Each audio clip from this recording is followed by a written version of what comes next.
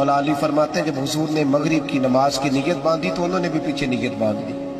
اتفاق کی بات یہ کہ حضور نے پہلی رکعت میں سورہ انفطار پڑھنی شروع کر دی، اذا السماء انفطرت واذا الکواکب انتصرت واذا البحار فجرت۔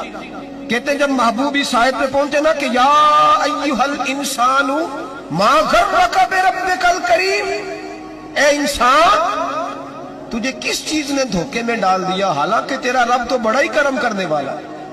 جب یہ آیت سنی تو پیچھے چیخ ماری، بے ہوش ہو کے گر گئے، گھر والے گھر لے گئے۔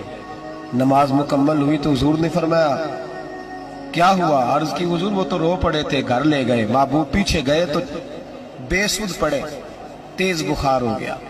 نبی کریم سرہانے بیٹھے اور ان کی گردن کو اٹھا کر سر کو گود میں رکھا، اور جب بالوں میں دستے مبارک پھیرا تو آنکھیں کھول دی اور جھٹ سے اپنا سر زمین پہ رکھ کے کہنے لگے حضور میں اس قابل نہیں کہ آپ کی گود میں میرا سارا ہے، اس قابل نہیں، بڑا مجرم ہے۔